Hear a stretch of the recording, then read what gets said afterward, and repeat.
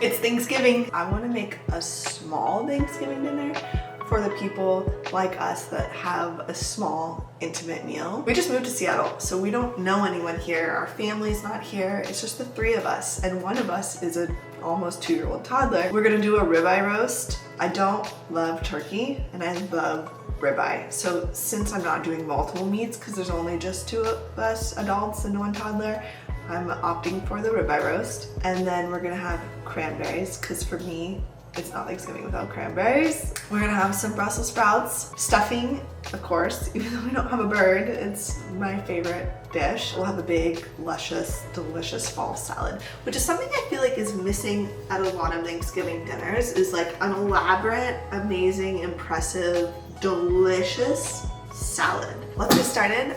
First things first, I have my oven on 250, my ribeye roast.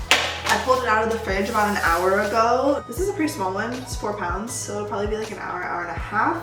But we're gonna use a thermometer, and big pieces of meat are expensive. I would include in your budget getting a thermometer. I'll put some links below for ones I love. I like ones that can stay in the meat in the oven and alert you. It's just the easiest way, but this is a beautiful piece of meat. We wanna respect it, and when you do it with a thermometer, you just don't even have to think about it. It's so easy. And then we'll get started with our Thanksgiving day. For me, simplicity is key with the ribeye roast. We're just gonna season it with salt and pepper. Also, we're gonna go straight onto a true roasting rack. You don't have to use this, and for a ribeye this size, you just do it in a thick pot. You want something with taller sides that's gonna catch the juices. Best part about having a roasting rack is that it's gonna allow the air to circulate all the way around the meat, which allows it to cook evenly all the way through, as opposed to like a hot piece of metal. So it just will give you a more even, beautiful roast. Just season it all the way around pretty heavily.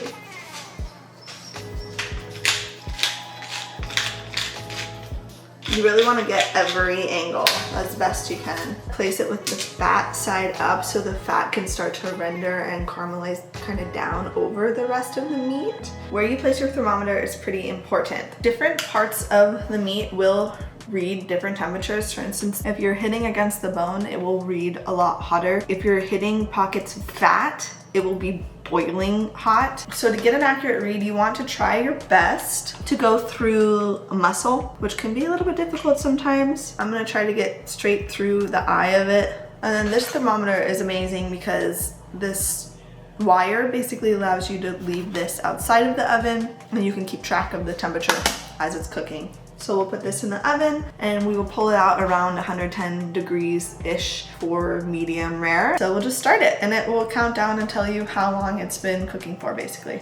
Okay, meat's in the oven, most important part of the meal. If you nail that, it really doesn't even matter what else is going on. The next thing I'm gonna do, because it takes a while, is get my sauce going that I'm gonna serve with the ribeye. I'm not gonna do a gravy. I'm gonna do like an au jus sauce that you get at like a fancy steakhouse. And the way we're gonna do that is by taking beef broth and reducing it quite a bit, like probably 2/3 of the way down until it gets really nice and thick. You can use any broth you like. You can make one, you can buy one.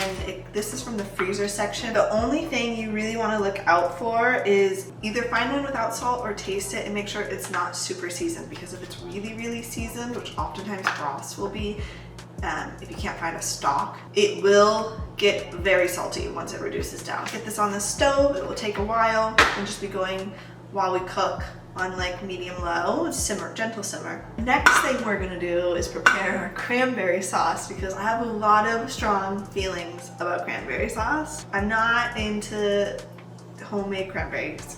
I've made them a lot of different ways, I've had a lot of different ones, and they're good. But there's nothing like, I don't know if it's nostalgia, but this Ocean Spray jellied cranberry sauce is the best part of the meal for me. There's a lot of important things about the way we serve this in my household. One, it needs to be ice cold. So at the beginning of the day, I open up the can and get it in the fridge. And 2, there is no mashing here. It must be sliced so that you can see the rings from the indentations of the can. I preach this every year, and I I will die on this hill. Now our salad is gonna be a beautiful salad with some gorgeous like bright red chicories, some radicchio lettuce, and that's quite a bit bitter, so we're gonna have a lot of like sweet components to add into it. So we're gonna have big chunks of roasted squash in it. We're gonna have some hazelnuts, some figs, pickled red onion, and some shaved cheese on top. Pickled red onion takes a little bit, like a few hours. You can also do it the day before, so we're gonna go ahead and do that right now and let it sit while we're cooking the rest of the meal. I'm gonna cut a little bit off of the poles of the onion, the butts.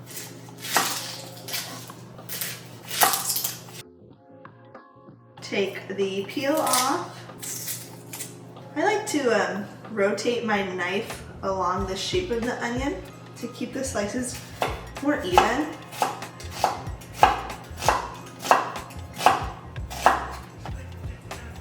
Then I'm going to salt it pretty heavily,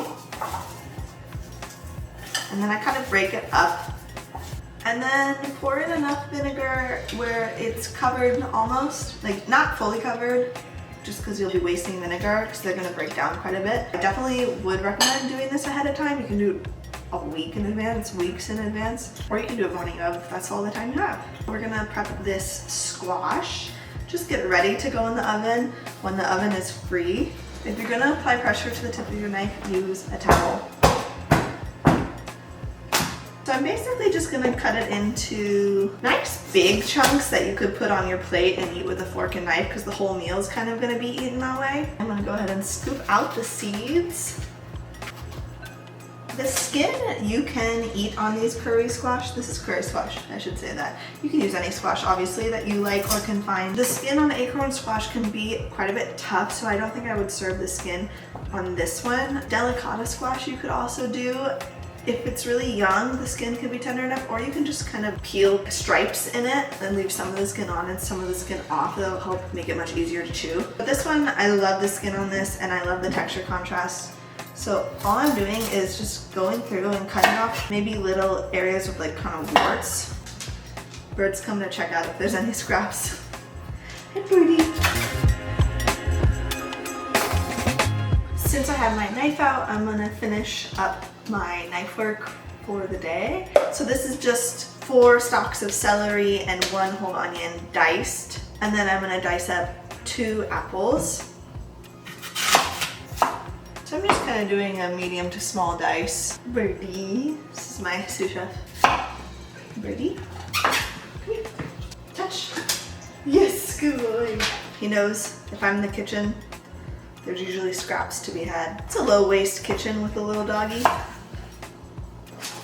A big doggy. I'm gonna go ahead and finish preparing the stuffing. It's not gonna go in the oven until the ribeye is out of the oven and we can raise the temperature, but I can put the whole thing together in the baking dish and we'll have it ready to go and it can just pop right in the oven. Celery, onion, apple, stock, obviously bread. I like to do sourdough, toasted sourdough, big chunks. I like the bread to have a lot of texture and not get super creamy and broken down. Some people really like a creamy stuffing, which I also like that, but it's not my favorite way. This is my favorite recipe for sure. And then the key ingredient for me is pork breakfast sausage, or if there's a meat alternative you like, or mushrooms will be really, really good in it. We're gonna brown our sausage, pull it out, put it in a bowl with the bread, sweat our onions and celery, and then we'll throw everything together, mix it up, put it in our dish. And then we're gonna take 16 ounces of bone broth.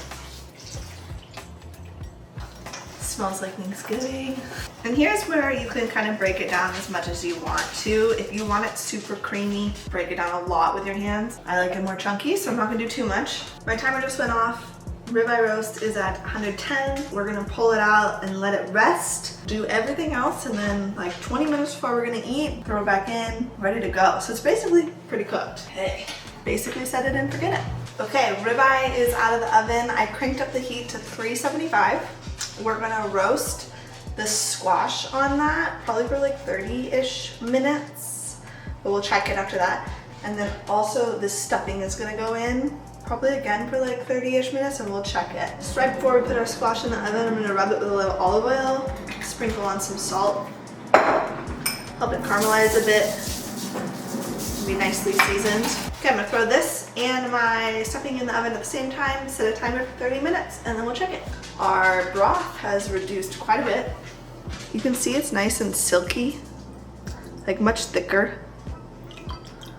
It kind of sticks to the sides of the cup or the pan a little bit, like a red wine would. What we're gonna do, we're gonna sweat our shallots in a little bit of olive oil, 1 shallot, small diced. And then we're gonna add in some thyme and let that cook with it. Then I'm just gonna pull the thyme stems out and leave whatever thyme was left there. Then we're gonna add about a 1/3 cup of red wine and let that reduce so it's like almost dry. And then we will add in the beef jus that we've reduced.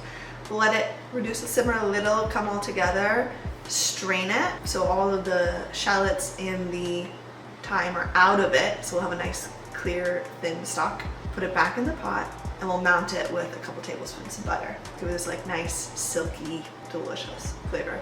And we'll add some salt as needed, and I'll throw our veg in the oven. I heated up my jus for the beef.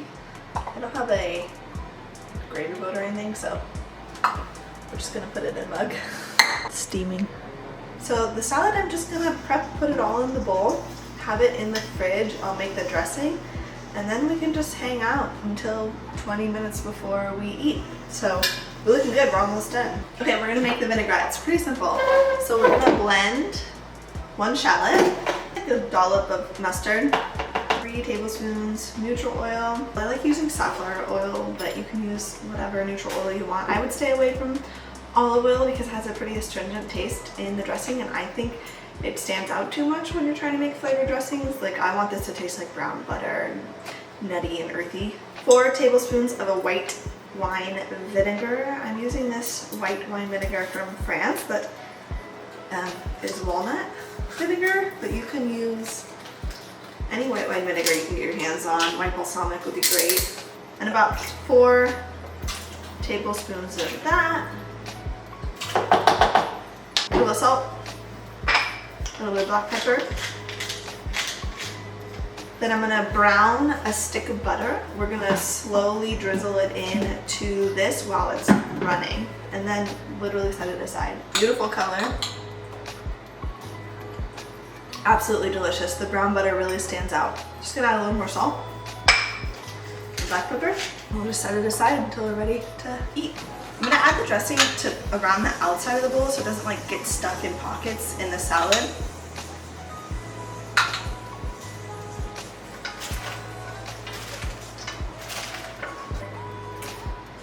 The chicories, nestle them in.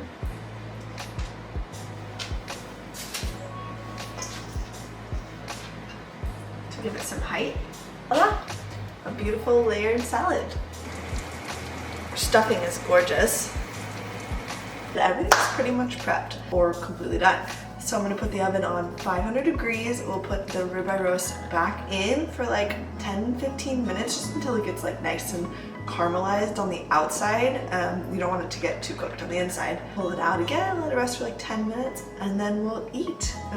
While the ribeye is resting the second time, we will sear our Brussels sprouts and then just plate up everything.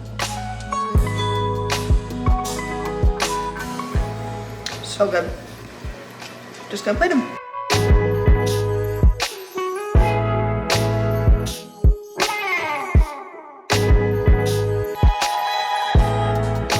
I think it's so cute. Obviously, that will be a high chair when it comes time for dinner.